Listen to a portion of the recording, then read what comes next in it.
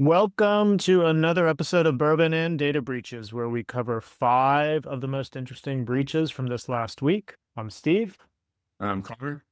And Frank. Well, this week it's Ransomware Gangs Gone Wild edition, because when smart home leaks and prosecutors get pwned, it's just another week in InfoSec.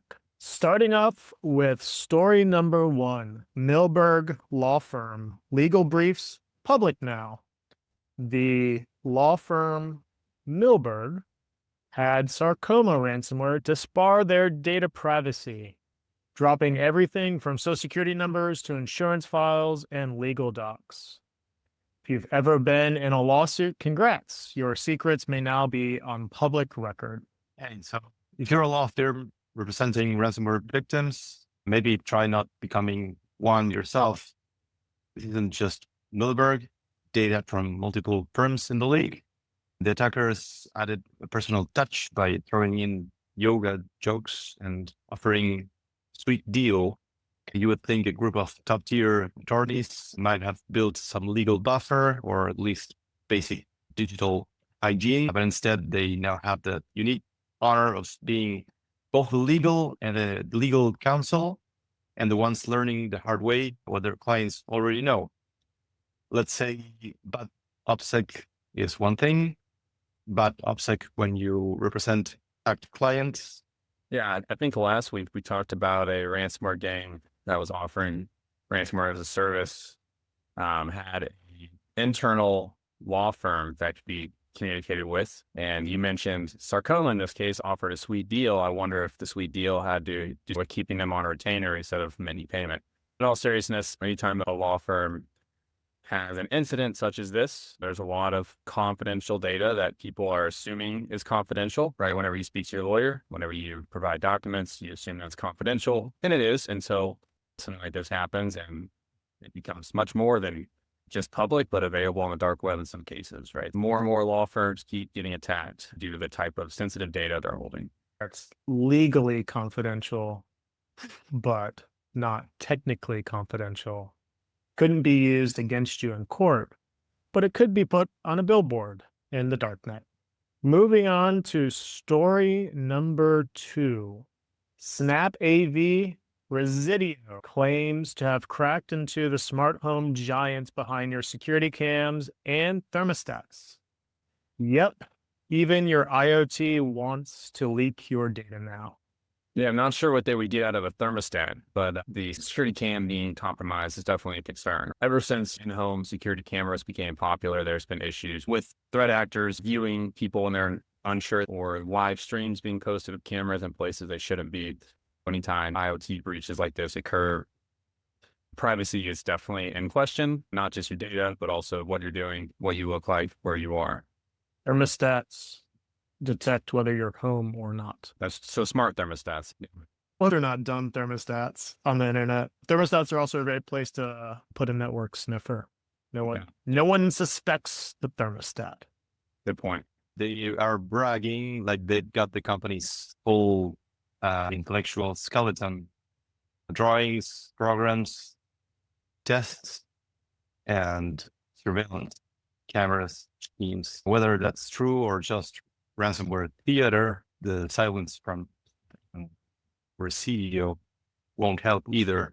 When your product includes surveillance tools and your data security turns out to be paper thin, the irony sort of sells itself.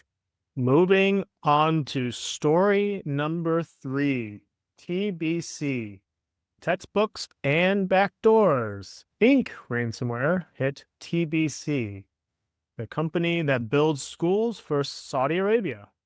You know it's bad when your ransomware group is dropping payloads on educational infrastructure. This is an interesting one because this is the second one in recent memory that Saudi Arabian organizations have been targeted. I wonder if that's a indication that you've made it, kind of a status symbol where you're now a target for ransomware. Yes. It feels interesting looking at this one, just taking a step back from this event. If you look at the list of Inc. Ransom's most recent victims, A majority of them, like the last 10, are schools or are facilitated with education in some way. You'll see this education political organization that's building schools. You'll see job listing companies for educational jobs. You'll see schools and other academic facilities. What I'm getting at here is there seems to be some kind of vulnerability they found in this sector. Maybe it's a supply chain oriented attack, but this is global as well. So they've got victims in Saudi Arabia, Australia, US, all over in the last few days. And again, all pertaining to education. So they're definitely up to something. And in this case, it does feel maybe a little geopolitical, but we'll see what they continue to do across the education sector or other sectors. These next two are going to be interesting, and they're related. Bear with us as we go through two stories at once.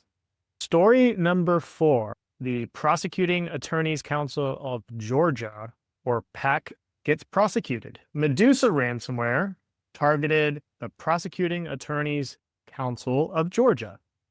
Hackers hit the folks supporting the people who put hackers in jail. You can't make this up. Story number 5, Medusa gets hacked. Ransomed VC went full TMZ on Medusa, leaking internal drama after the gang's admin ghosted, deleting Rocket Chat, and left affiliates holding the ransomware bag.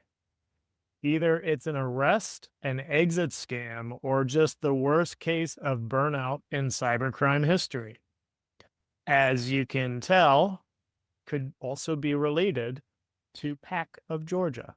What do you think about that?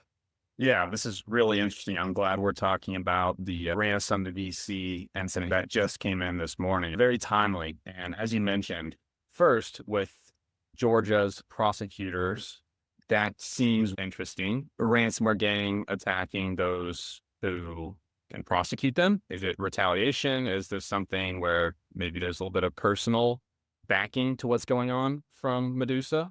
And then to your point, about July 2nd was when the prosecutor situation happened. And then a little over a week later, we see Ransom VC's post around Medusa.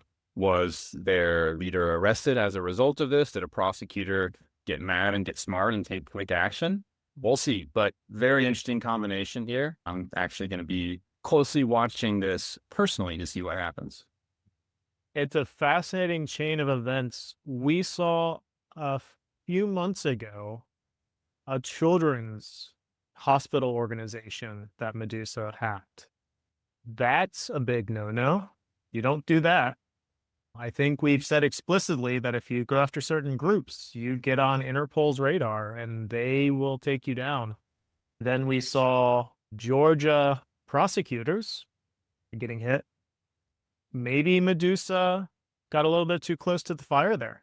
We see certain ransomware gangs seem to have problems when they go after certain groups. Certainly, ReEvil got busted.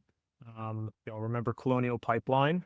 And we've seen other groups that have gone after hospitals and mysteriously disappeared. So interesting chain of events with Medusa, with Ransom VC. Also makes you wonder what's going on with Ransom VC. Who are they? And why are they going after other gangs? Just fascinating. Lots of fascinating things this week.